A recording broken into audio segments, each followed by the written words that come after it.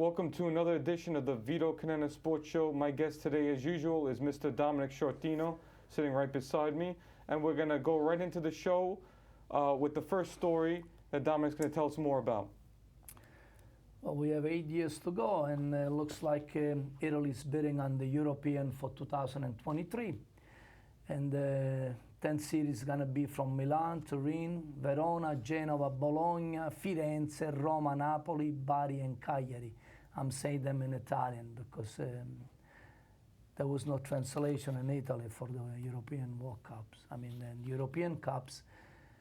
Unfortunately, 8 years is a long time. Hopefully we get this bid, but at the same time, it's a long, long way before Italy can really have the team that we used to have. Exactly. So we'll see. It's a long way around, but they haven't hosted a tournament since 1990. So we'll see.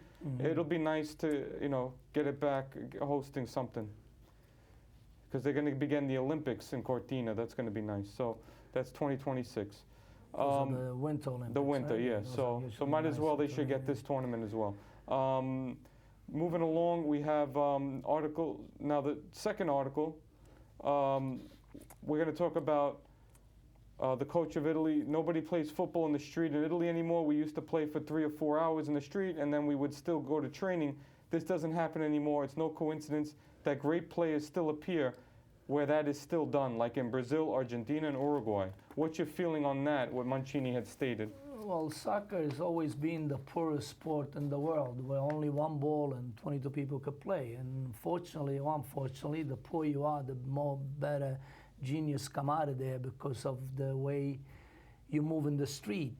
Then you can fly on a turf. So basically. But do you believe what Mancini's saying, that they're not playing in the street in Italy anymore? That's what's showing with the national team? Yeah, absolutely. Okay. Yes, absolutely.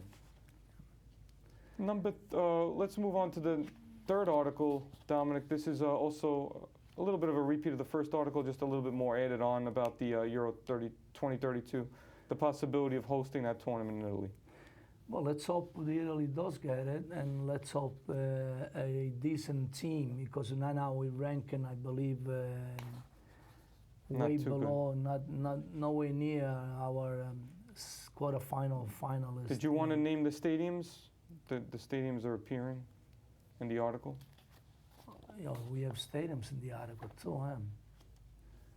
Okay. The Turkish Federation is also in the running. I know you're going to be flying Turkish Airlines very soon. Yeah, I've been leaving from New York to Istanbul, Palermo, and I always look at the Turkish airline and the stewards go by and they seem so professionally.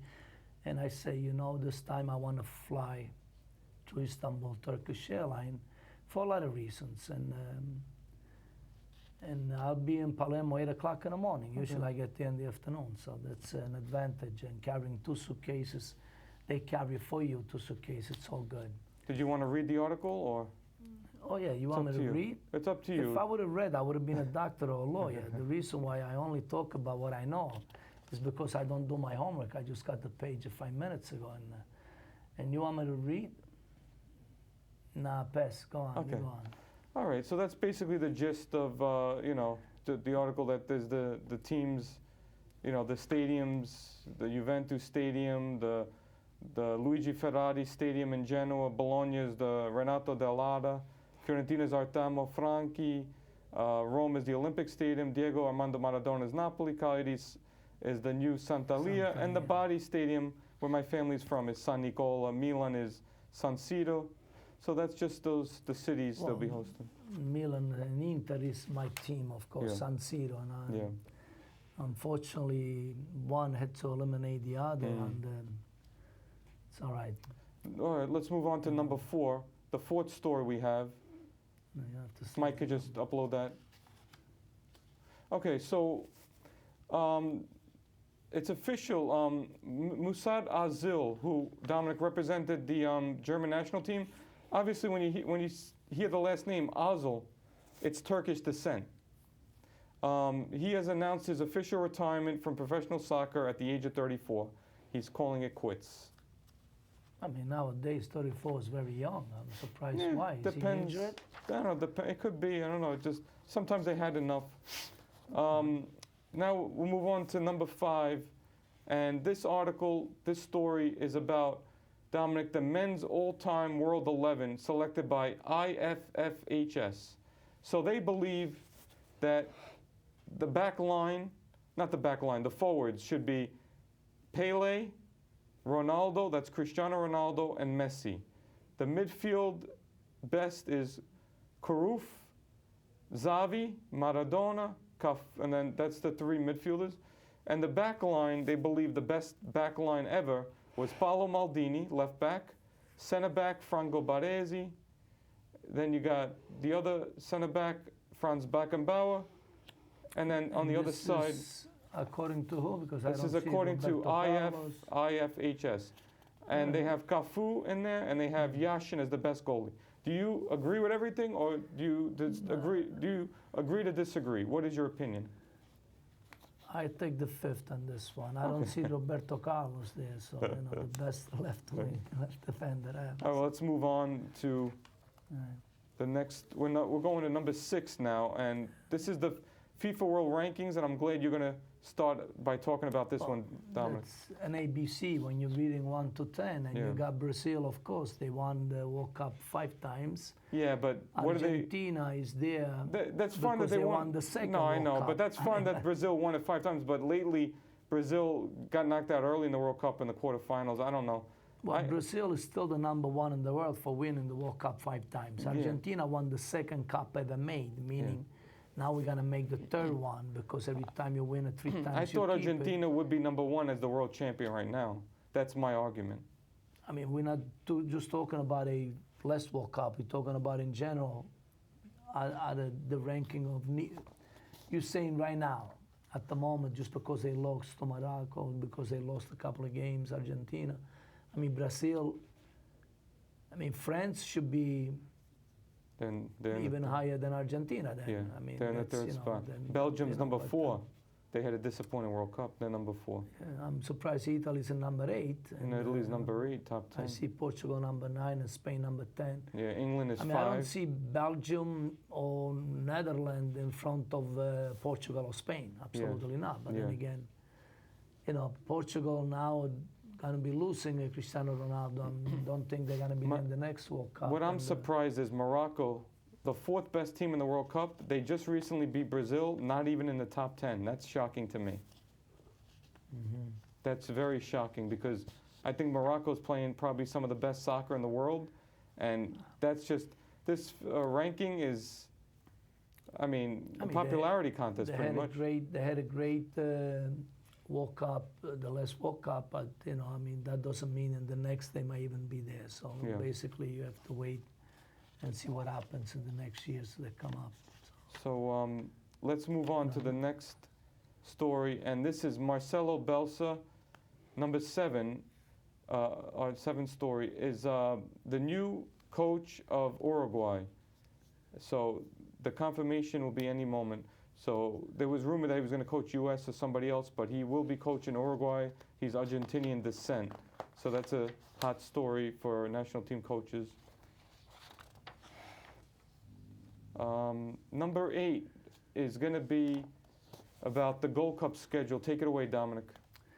Well, the Gold Cup schedule in the groups. I mean, the groups. The groups A, we have a USA, Jamaica, Nicaragua. In the group B, it's Mexico, Haiti, Honduras. In C is Costa Rica, Panama, El Salvador.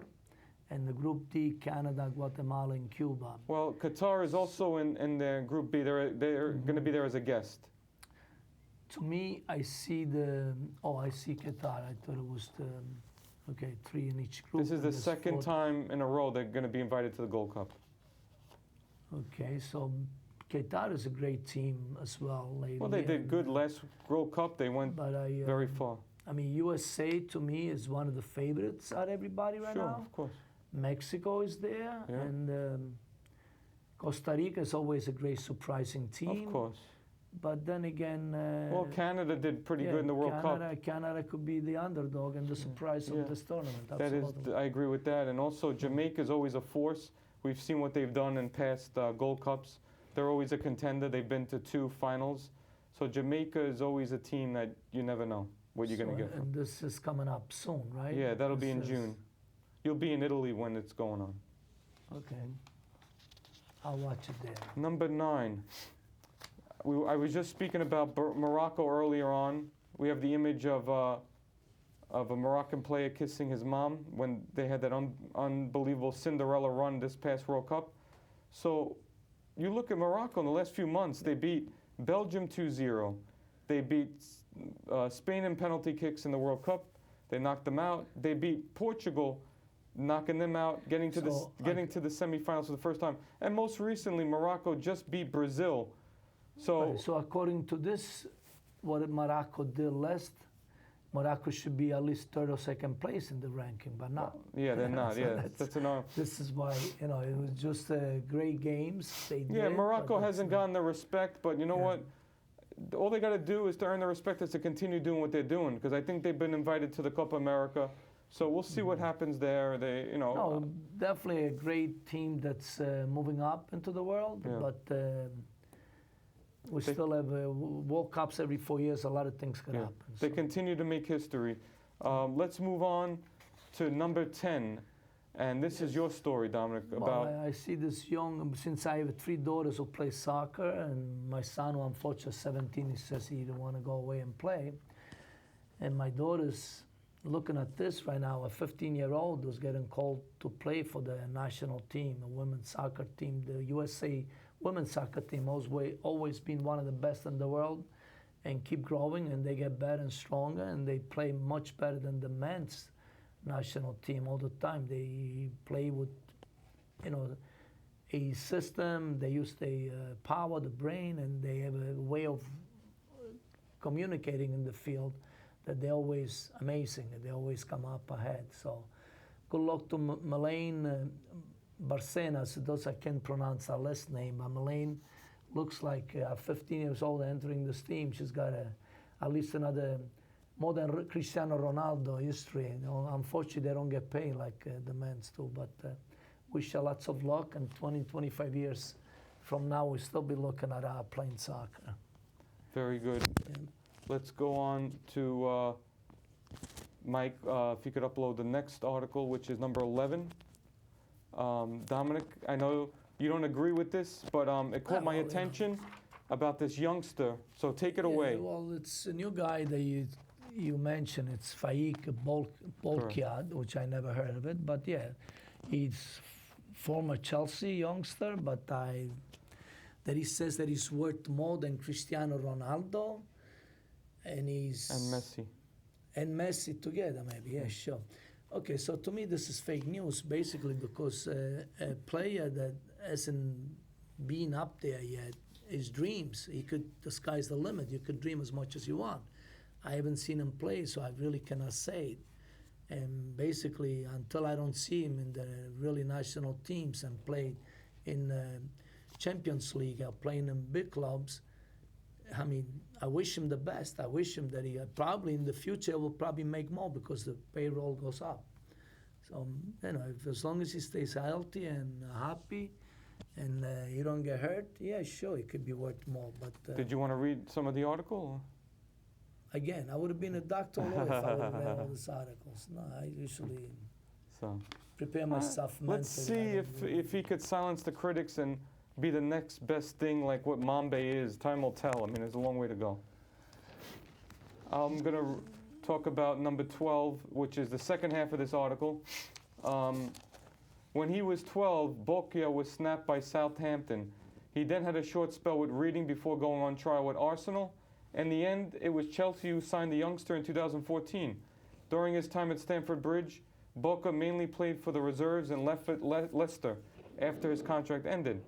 After failing to break through at Leicester, he left England on a free transfer to Portuguese side Maritimo, a move that he regrets. Earlier in the year, he told the Main Stand, Maritimo said to me, "You'll come here and you'll play." So I said, "I just want to be here for a year. The main thing for me is I want to play." Obviously, it didn't happen. I definitely regret moving there. I feel like there was a lot of politics to do with it, as well as why Maritimo wanted me. I didn't feel like they were being fully honest. He added, "It definitely made me stronger. It definitely made me work harder and keep my head down. That didn't change for sure, but I definitely made the right decision to leave. I had another 2 years left on the contract there. They changed presidents at the time. I went in there and they understood my situation. It wouldn't have done me or the club any good for me to be there any longer.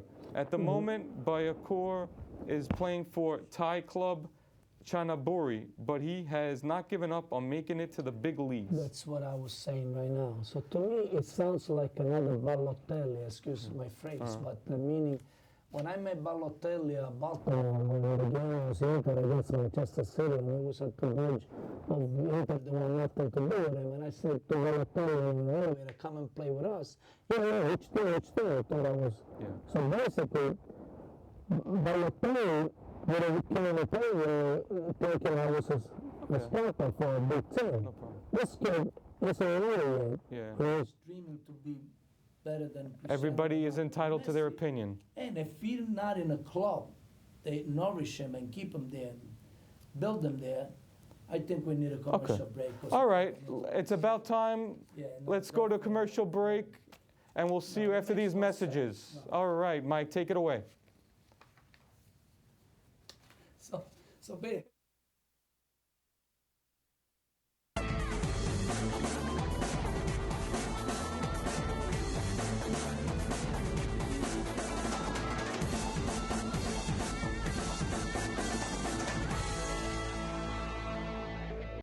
Every day, thousands of kids start vaping. And I can't let this happen to my kid. Of course, it's awkward to talk to kids about the dangers of vaping. Hey, bestie, how's sketches, ready? It's hard to get their attention. Ready? Go. Yes, look at that. You even turn yours over. So if you want to talk to your kids about the dangers of vaping, you have to get it trending. Right, Backpack Kid? Let's do it. First, invite your kid to do the vape talk. Let's try this. All right. Why is he here? Yeah, I gotta get it trending, honey. Come on. To the left. To the right. Let's go.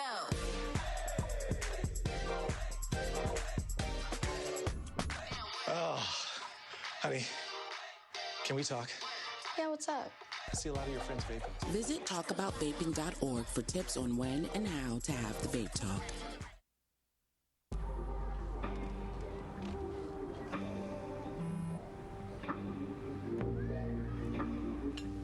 I don't know why you're so sad. You've got a roof over your head.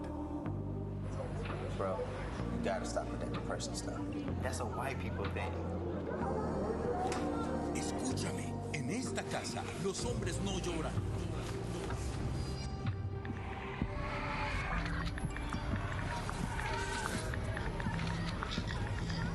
You all right? It just feels like it's coming from everywhere. Do you want to talk about it? Thanks for hearing me out, bro. Appreciate it. You can talk to me if you're feeling sad. Whenever you need to talk, I'm here, okay?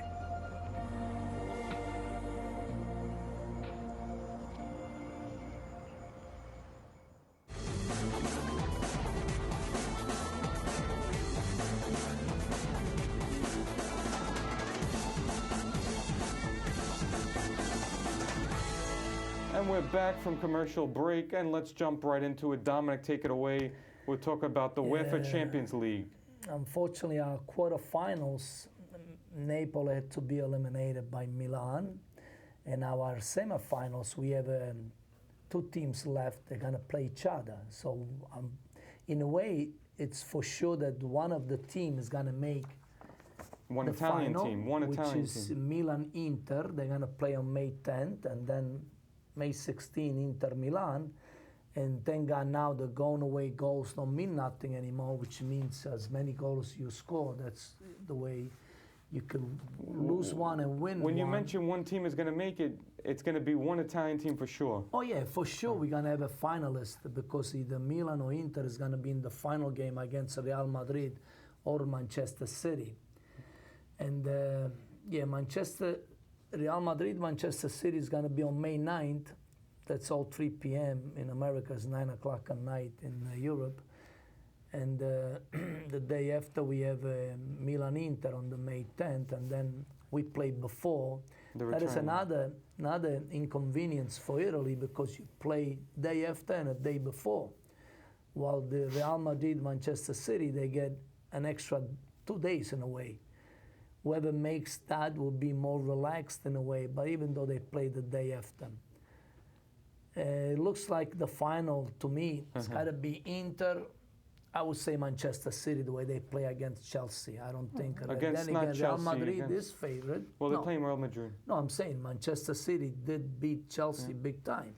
So to me, it's a favorite team. I you mean, say Real Madrid. No, but I say one thing. Real Madrid is the reigning Champions League champions. Well, so. they always are the favorite, So but this was the year of the underdogs. Yeah. Maybe you forgot. Yeah, so it I'm has. still favoring the It underdogs. has been the year of the underdogs, because we're seeing it in the NBA.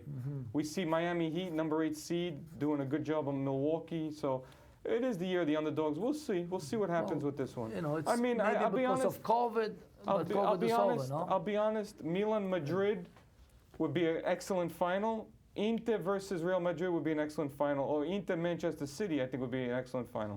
We'll see how it turns out. Inter's going to win it, no matter how it's going to be. Now, So, let's move into the next story.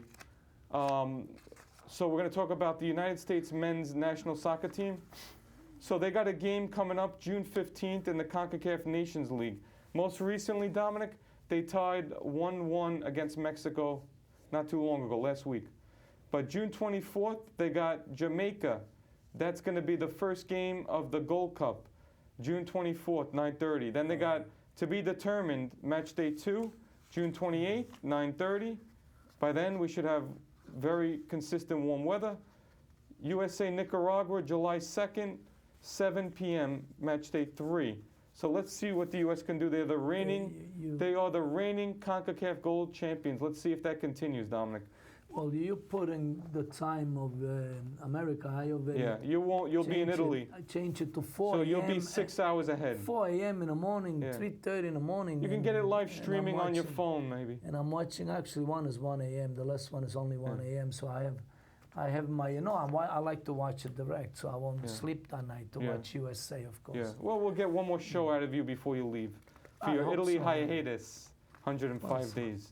So now let's talk about Coppa Italia. This is right up your alley, Dominic. Yeah, I've been watching it. The Fiorentina looks always like one of the favorites, but we have Inter and Juventus there, and Cremonese is unbelievable too this year. Surprisingly, so basically, they lost. we have April 4th. It's Juventus Inter, and then they play again April 26th Inter Juventus. But Cremonese could be a surprise. Well, Cremonese has got to overcome 2 goals. Yeah. That's going to be tough. Yeah, against Fiorentina 2-0, and now they're playing away. So it looks like Inter Juventus. Yeah, we did 1-1, but yeah, definitely. I'm looking for Inter all the way, even in the Coppa Italia. So I got Inter for Coppa Italia. I got Inter for the champions. It's 2 trophies this year. We'll be happy. Okay, yes. we shall see. Forza Inter. Let's see what happens. Let's move on to number 16, our 16th story, and this is about the Nations League. Surprisingly, Dominic, we saw Italy-Malta. I saw the game at your house, and surprisingly, Italy has not played good soccer, but in the Nations League, we got, starting off June 14th, the Netherlands, who's hosting this tournament, hosting the semifinals. They're going to be at home hosting Croatia. The next day, on St. Vito Day, Spain versus Italy. So let's hope Italy can win the game on St. Vito's Day. And should Italy prevail against Spain, they'll play the winner of Netherlands-Croatia, which would be the final on June the 18th. The third place match is also June 18th, but that's the earlier game. That will be military time, 15 o'clock. Or the final, which is 20:45 military time, on June 18th. So hopefully Italy is in the final this time around as opposed to last year. They need to make up for their play. They didn't play good these last 2 games. They lost at home to England, and and then they beat Malta, but not in impressive fashion. So let's see if they could turn it up. It'd be nice to see them win this trophy because they've never won the Nations Tournament. The first winner was Portugal, and the last winner was France. So it'd be nice to see Italy win it.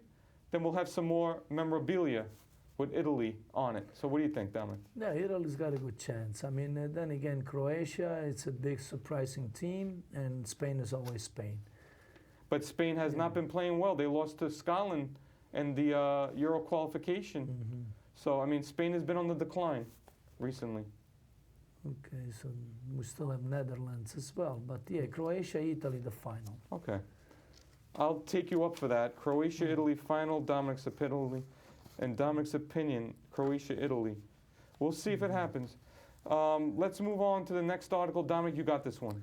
Yeah, the European Cups, the Italians have been doing well everywhere. Yeah. And looks like we have Roma and Juventus battling. Roma against Leverkusen, English team, and Juventus against Spanish Sevilla. Yeah. And then May 18 will be the other two games coming back. So it looks like a nice semi-final game to watch. How about if we get a Roma-Juventus final? Italy would go crazy. If we get a all-Italian final. Yeah. You know where the final game of this going to be? I saw it. One of the tournaments final is going to be in Turkey. One is going to be in the Czech Republic. Yeah, I'm not sure if it's Europa League or Champions Istanbul, League. Turkey. Yeah, one of them. One of them is getting. I know that one is Prague is getting another one. Okay. Let me wrap it up with the final article, Dominic, and this is about the Conference League. It's about Fiorentina. They have to play FC Basel. Basel was created 1893, and they'll get the winner of West Ham United, AZ Alkmaar. Let's hope Fiorentina gets to the final. Should Fiorentina get to the final, we could have a final in all three tournaments, because if we get either Juventus or Roma in the final of the Europa League, we're already guaranteed a final for the Champions League of an Italian team. But imagine we get all three teams to sweep the European competition. That would be something else. I believe when was the last time we won all three of them? It was in the 80s. It was. I don't know that. You have to look up. But in my day and age, I haven't seen it. I just once I saw Inter win the triple with Mourinho, but that was the Coppa Italia, the Scudetto, and the Champions League. But as far as all three European... That year with Mourinho, we won 5 titles. Yeah, but... The Intercontinentale. Yeah, but it wasn't... Yeah, but it wasn't... They won the Champions League that year. They didn't win the Europa League. That was the year they won the three... They won the three in Italy, the 2 tournaments in Italy and that one. But anyway, let's hope that the Italian teams could get to the final and win them, because they have not done anything in a very long time in these competitions. So they're overly due. Those are clubs. That has nothing to do with the national team at the end, because there's probably not even one Italian player.